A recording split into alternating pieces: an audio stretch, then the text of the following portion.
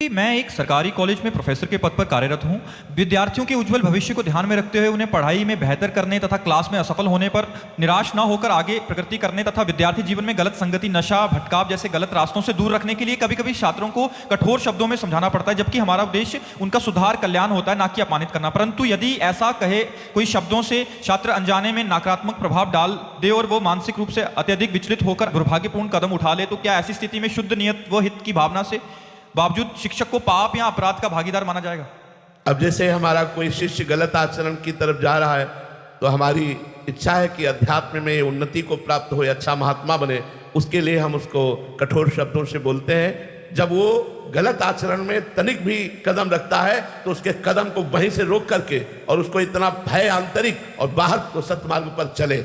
अब इसके बाद वो इसे गुरु कृपा ना मान करके वो अंदर से गलत भावना करके यदि वो किसी तरह का व्यवहार करे तो ये उसकी दुर्बुद्धि है। हमारा तो लक्ष्य था कि वो असत मार्गगामी ना बनकर सत मार्ग में चले और भगवान को प्राप्त करे। ऐसे ही आप गुरु पद पर है, शिक्षक का मतलब था गुरु पद पर है। यदि शिष्य, देखो थोड़ी सी त्रुटि होने पर सुदामा जी और श्री कृष्ण दोनों को दंड मिला था, जाओ जंगल से लकड़ी लाओ जा करके। स्वयं द्वारिकाधीश भगवान श्री कृष्ण और सुदामा जी जंगल लकड़ी लाने गए। तो किसी सेवा या आज्ञा से किसी प्रकार डांटना, अगर भय ना हो तो आज यही अनुशासनहीनता हो रही। पुत्र माता पिता से भय रहित हो रहे हैं।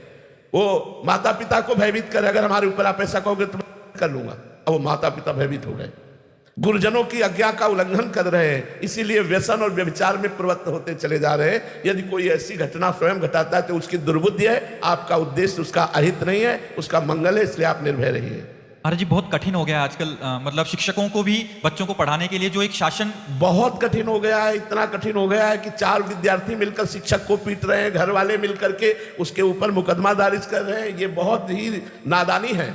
हाँ, हम ये जरूर निंदा करते हैं उन शिक्षकों की जो पशुवत आचरण करते हैं। पशुवत व्यवहार बच्चों के साथ मत करो, बच्चों के साथ मृदुल शासन करो। अगर मृदुल शासन करने में पर भी अगर वो इस तरह का ऐसा व्यवहार करेंगे तो पढ़ाई नहीं हो सकती, बच्चा अनुशासनहीन हो जाएगा, बच्चा में वो उत्तम बुद्धि जागृत नहीं होगी। वो तभी जागृत होती है जब गुरु चरणों का आश्रय लेकर उनकी डांट फटकार सही जाती है। अरे जी, शिक्षा व्यवस्था बहुत अभी संकटपूर्ण उसमें लगी। हाँ बिल्कुल है, हम इस बात को स्वीकार करते हैं क्योंकि कई प्रिंसिपल और टीचर आकर के कह चुके हैं। तो ये बड़ी भारी अव्यवस्था है। हम उन शिक्षकों की निंदा करते हैं जो बहुत छोटे छोटे बच्चों के साथ पशुवत व्यवहार करते हैं। पशुवत मारना पे नहीं, उचित मृद दंड दिया जाता है। मृद, अगर छोटे बच्चे हैं तो कान पकड़ा दिया, खड़े कर दिया, ऐसे मृद दंड दिए जाते हैं। अब ये नहीं कि छोटे बच्चों के साथ तुम सयाने हो इस तरह का व्यवहार करो, ऐसा नहीं, लेकिन उचित दंड आवश्यक है। महाराज जी, आजकल ऐसा बहुत कम हो गया है महाराज जी। इतना अधिकारी नहीं दिया माता पिता ने और घर वालों ने, मतलब इतना अधिकारी। तो किस विद्यार्थी में विनय दिखाई दे रहा है?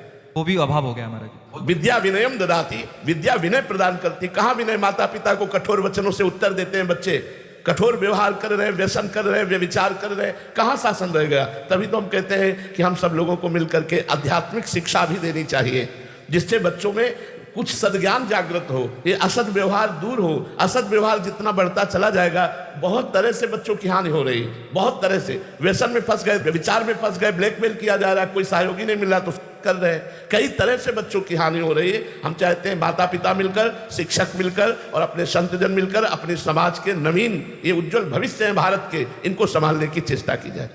जी, डेनमार्क से।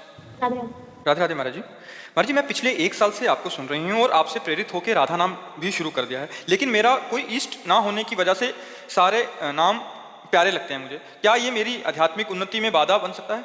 नहीं, प्रारंभ में सबकी साधना ऐसी ही होती है। जो नाम भगवान का सामने आया, रूप आया, वो सब प्रिय लगता है।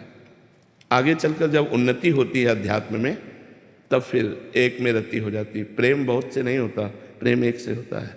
प्रेम गलियति सांकरी तामे दो न समाए। प्रेम में दो नहीं समा सकते, एक ही। तो एक से प्रेम हो जाता है, बस उसी का रूप, उसी का नाम, उसी के चिन्ह, और कुछ अच्छा नहीं लगता। जब तक अच्छा लगता है, हम उसे सरल भाषा में ऐसे बता सकते हैं कि जब तक लड़की का ब्याह नहीं होता तब तक वो सैकड़ों फोटो देख ले, कोई परेशानी नहीं है, नहीं ना? और ब्याह के बाद 2 फोटो रखना भी परेशानी की बात हो जाएगी। पति शंका करेगा ये कौन है ले? तो जब तक हमारा प्रभु से वर्ण नहीं होता, प्रभु को हम वर्ण नहीं करते, तब तक तो सैकड़ों प्रभु के रूपों में हम देख मन लगा सकते हैं। लेकिन जब गुरु के द्वारा हमने वरण कर लिया, तो जैसे पार्वती जी ने भगवान शंकर को वरण किया, तो सब ऋषि जन जाकर उनको कहते हैं कि किसके लिए तपस्या करती हो, तो उनका भगवान शंकर के लिए। भगवान शंकर बट वृक्ष के नीचे रहते हैं, कोई महल तो है नहीं, और ना कोई आभूषण धारण करते हैं। साप बिच्छी चिता भस्मा लेपो गरल मसनम दिक्पट धरो जटाधारी कंठे भुजग पत्यहारी पशुपति कपाली भूतेशो, ऐसा तो स्वरूप है। तो बोले सुनो, तुम इतनी बड़ी तपस्या कर रहे हो, तुम्हें हम दूल्हा के रूप में वैकुंठनाथ भगवान श्री नारायण हरि को, अभी हमारी बात मान लेंगे हरि और आप।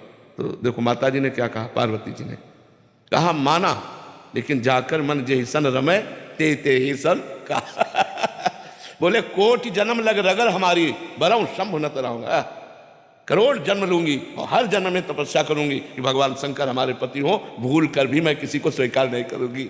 जबकि वही शंकर जी है, वही हरि जी है, वो दूसरा थोड़ी। तो जब प्रेम की बात आती है, जब वर्ण की बात आती है, तो कोटि जन्म लग रगर हमारी बरऊं शंभु न रहूं कुमारी। हमारी जीभ कट जाए जो हम और कुछ बोले, हमारी आंख फूट जाए जो हम और कुछ देखें, हमारे कान फूट जाए जो और कुछ सुने।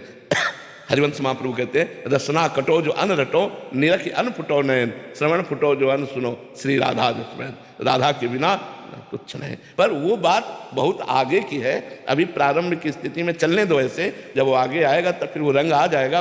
अब कक्षा 1 का लड़का PhD की बात क्या समझे भाई, वो पढ़ते पढ़ते PhD में पहुंचा है। अब कक्षा 1 क्लास का विद्यार्थी PhD तो पहाड़ जैसी लगेगी उसको, लेकिन वही पढ़ते पढ़ते जब पहुंचेगा तो उसका एक विषय हो जाएगा।